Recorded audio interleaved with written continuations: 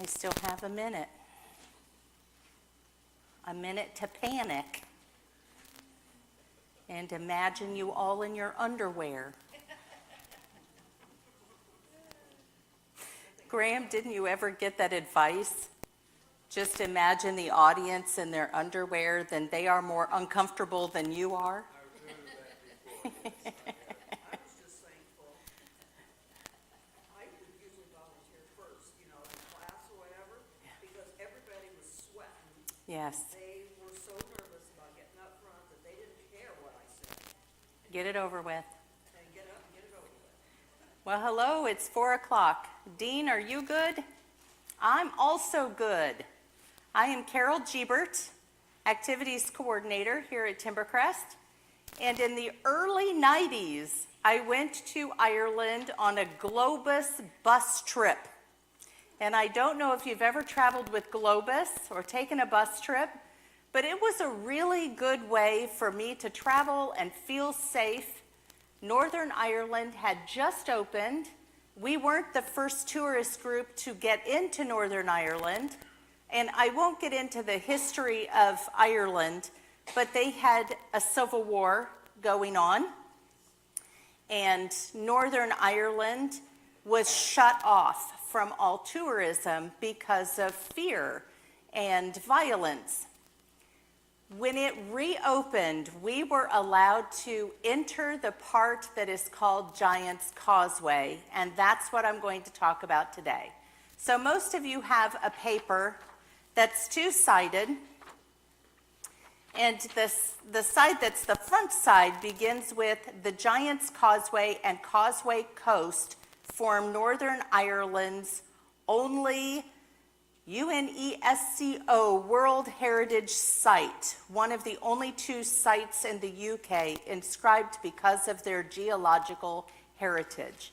I created this paper for you so that you can understand the science behind Giant's Causeway, because that is not my forte.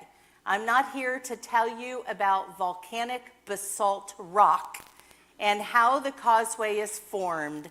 I am here because I love the mythology of the causeway, and I love the giant Finn McCool and his story that goes with this whole place. So Dean's going to help me today get through all of the pictures, and there will be a short video that we'll watch, and we'll come back to more pictures, and I'll tell you a story about Finn McCool. So what you see on your paper and what you see up here would be columns of rock. And on the ground, there are individual biscuits. So the little patties, the little pieces of rock that are on the ground, they're usually attached to the ground, and they're called biscuits. When I went there, I had no idea what I was about to see. I didn't want to leave. I could have spent 2 weeks right there at Giant's Causeway. And of course, every time the Globus bus opened its doors, we funneled out through a gift shop to something they wanted us to see, back through the gift shop, and then back on the bus. And their goal was for us to spend money everywhere we went. I didn't have any money, so I used my extra time. Instead of being in the gift shop, I spent my time out here on the rocks. You can see that there are very tall columns of rock that can be 40 feet high into the ground. You can see that they are different heights, almost like stair steps, and you can see that there are these places on the ground that are also part of Giant's Causeway. The size varies. So I could stand in one place and see columns that were 5-sided, 6-sided, 7-sided, 8-sided, just completely different. And after all this time, they're not damaged, they're not ruined. On a prior trip to Ireland, I went to England and I went to the White Cliffs of Dover because my dad had shipped out from that part of England to enter World War II. And he wrote these poems about the White Cliffs of Dover. And I was so excited to see these white cliffs. But the acid rain and the elements and the pollution has changed the color of the cliffs, and they're no longer that brilliant white that he saw. But if you go to Giant's Causeway, it will pretty much look like this. So the next slide. Now this is some of the science that you'll find on the paper. I found that this website was concise and it told me exactly what I wanted to know. So I really don't need to go through a lot of this information, but it was from volcanic activity that these columns were created. It was from the cooling and the contraction. You have columns that join, you have cracks, you have ball and socket joints, and in the video that we're going to see, if you look very closely, there's even a big boot-shaped rock, and then you can imagine that Finn McCool had been there. Next slide. So I've been talking about Finn McCool, so I'd better tell you the story. There are so many images that you can find of Finn, and usually he reminds me of this God or this great noble being. But the story that I'm going to tell you today, he's nothing like that. And the women in here will understand why I chose this particular version of Finn McCool, the great giant of Ireland, because it's his wife who saves the day, not Finn McCool at all. So I really relate, I suppose, to this picture to your far left of Finn building the causeway. The story goes something like this. Finn McCool was a short giant. He was only about 12 feet tall. And he was the last giant in Ireland that Brennan Donner hadn't completely destroyed. Brennan Donner was a giant from Scotland.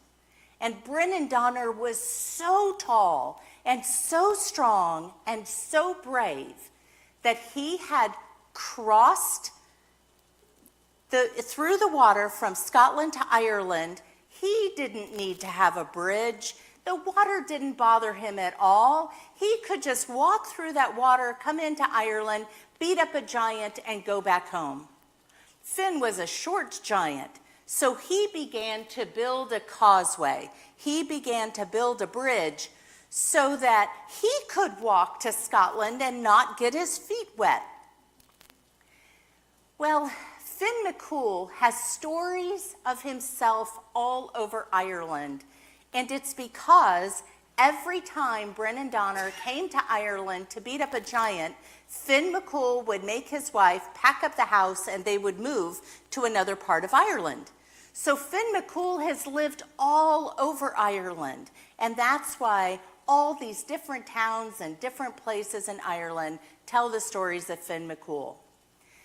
Well, there was one day, Finn McCool was out building his causeway, and he could feel the ground shake and vibrate.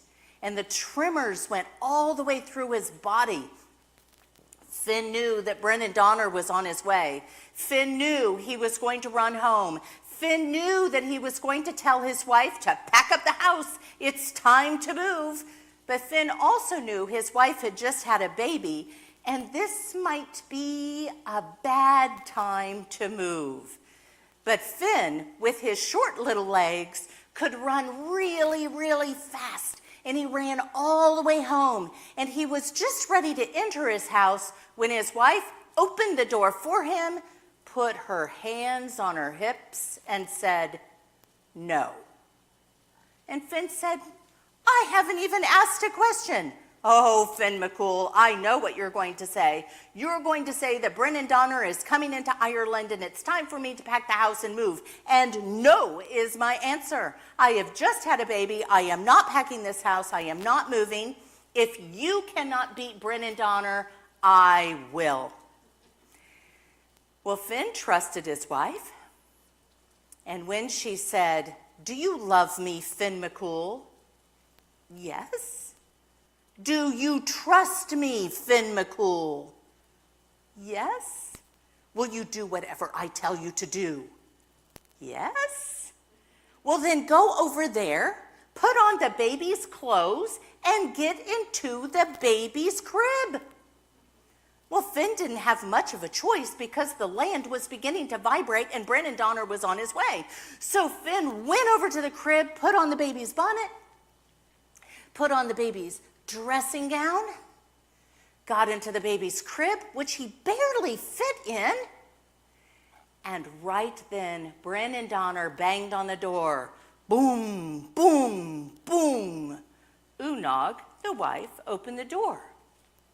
"Oh, Brennan Donner, good to see you. Brennan Donner, you're going to have to duck your head to come into our little house, but you just come on in. I've just fixed Finn's dinner, but he's not going to need it. He's out. He's running and getting warmed up just in time to beat you up. So he's getting prepared to do that. Why don't you come in and eat his dinner?" So Brennan Donner ducked his head and came in. And he said, "No one's ever invited me into their home before." "Well, sit, be careful. You're much bigger than Finn, but sit on his chair and eat his dinner." "No one has ever invited me to eat dinner before." And then she said, "Whatever you do, don't wake the baby." And Brennan Donner looked over into the crib, and that was the biggest baby he'd ever seen. The baby was dressed in all pink, but the baby had 5 o'clock shadow. The baby was ginormous.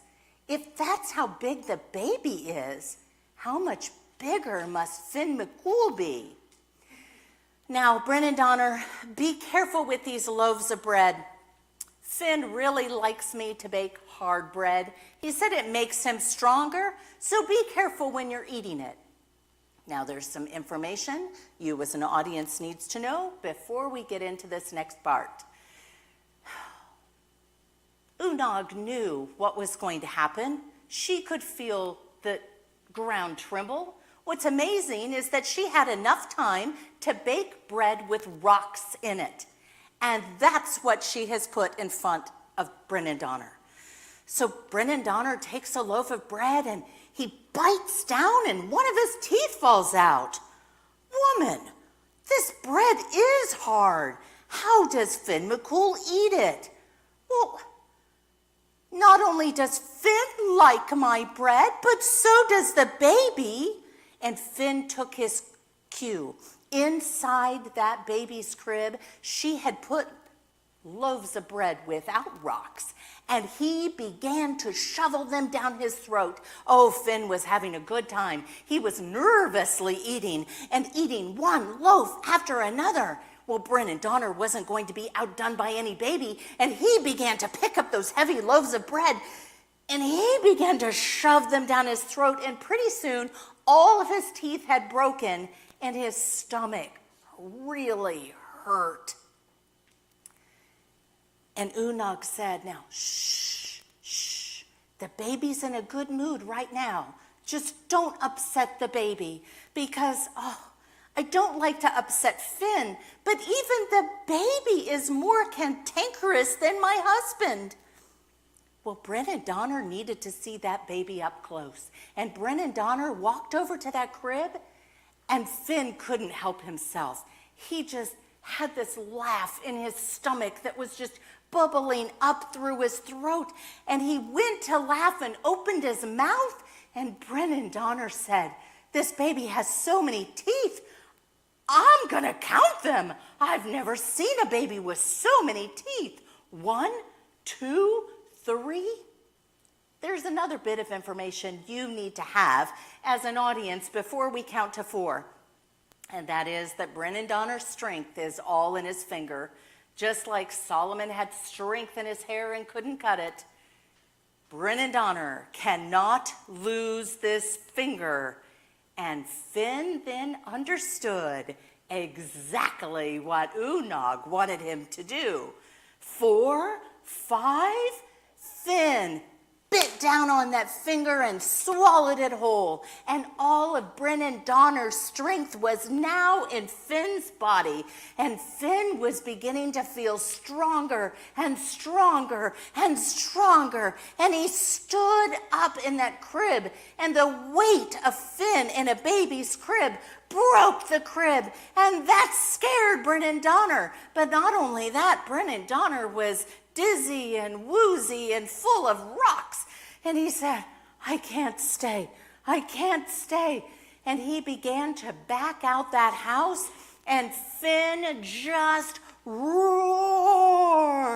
And the sight of that baby roaring like a man was enough for Brennan Donner to run all the way back home. Finn, at that point, realized he had the best wife in the world. And he took his wife by the hand, took her outside, and danced and danced and danced with her. And it didn't bother him one bit that he was dressed in a girl's dressing gown and wearing a pink bonnet. And that's this one story of Finn McCool. If you could go to the next slide. Okay, now some people want to know, where is this northern part of Ireland? If I were to go to Giant's Causeway, where would I have to travel? And you can see the arrow all the way up at the top. So this bus kind of did an outer tour of Ireland and was so excited that we were able to enter the northern part and go all the way up to Giant's Causeway. And none of these pictures are mine. I took pictures in early 1990s, and all of those pictures have been in those terrible cellophane albums, and they're all rolled up, and they've all lost their color, and they're just terrible. So I found the best of the best that I could find on the internet. And this is just what it looked like, and I was able to walk out on it and sit on the top and just sit there until the bus was about ready to leave. And then I had to exit. Dean, are you able to hit escape?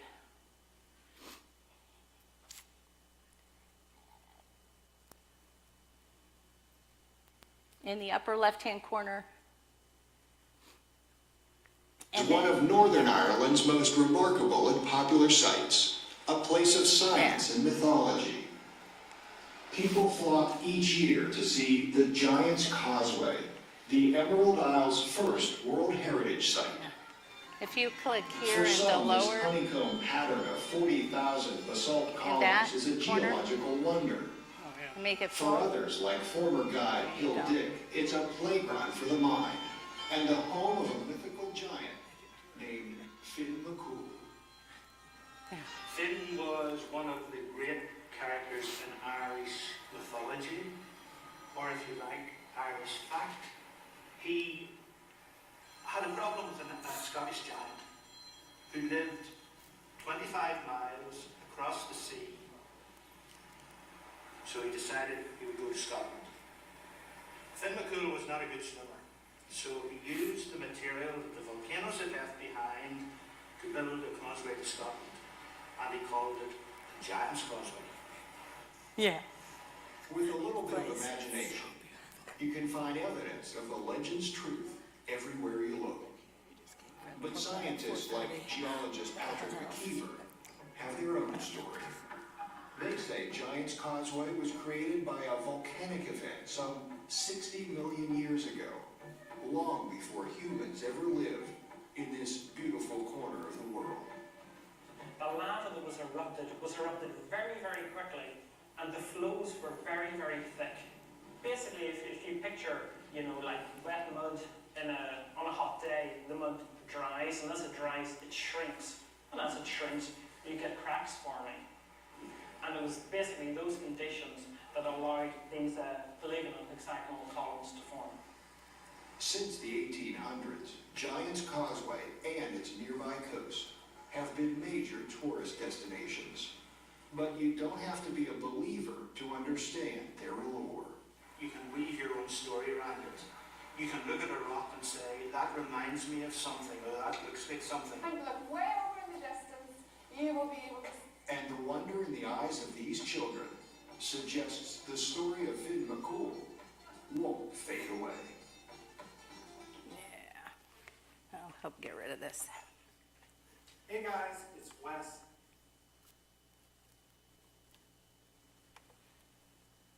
And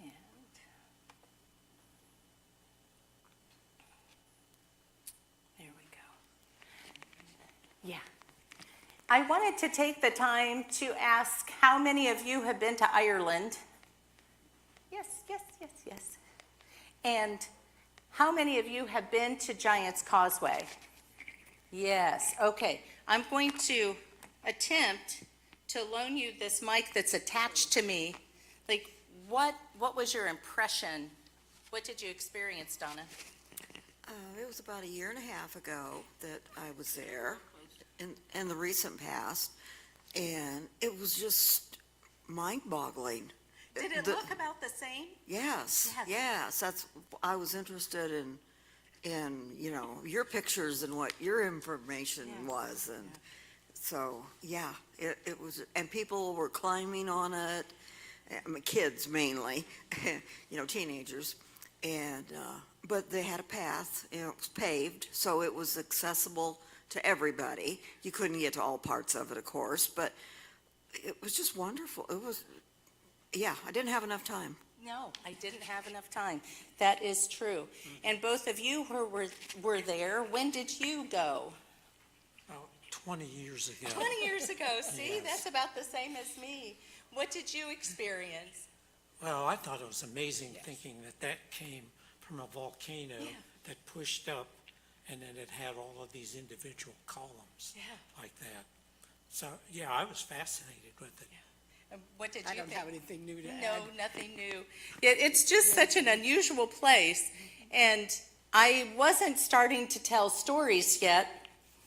Storytelling came a lot later.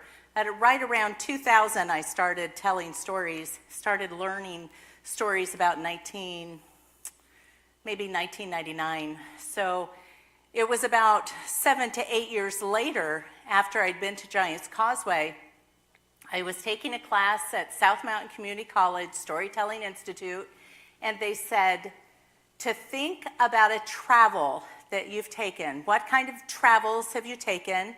And think about an image that you will never forget. And that was the image that came to my mind first, Giant's Causeway. And they said, try to find some kind of a story that would connect to that. Well, it was really easy for me to find Finn McCool stories, and that story that I told, I found in a children's book at a library. One thing that I've learned is that the most valuable person in the school, after the custodian and the secretary, would be your librarian. And I would go to the librarian and say, oh, I have this assignment, then I need to learn a story about a fairy tale, or I need to learn stories of England, or do you know anything about Finn McCool? And those librarians would just put books into my hands. What was so lovely is when books were discarded that had anything to do with stories or tales, they would end up in my mailbox. And I still have a lot of those books. So she led me to this story about Unog and this, the story of Finn McCool. And it has just stayed with me all of these years. And I think, Dean, we have one more picture. Oh, no, we don't. We have this quote. It looks like the beginning of the world somehow. The sea looks older than in other places. The hills and rocks strange, formed differently from other rocks and hills, as those vast, dubious monsters were formed who possessed the earth before man. The hilltops are shattered into 1,000 cragged, fantastical shapes. The water comes swelling into scores of little strange creeks or goes off with a leap, roaring into those mysterious caves yonder, which penetrate who knows how far into our common world. The savage rock sides are painted of 100 colors. Does the sun ever shine here? When the world was molded and fashioned out of formless chaos, this must have been the bit over, a remnant of chaos. And I just like that idea a lot, that Giant's Causeway is a remnant of chaos. Well, that's all I have today. I just had a short presentation today. So I thank you for coming and enjoying a little trip to Giant's Causeway in Ireland.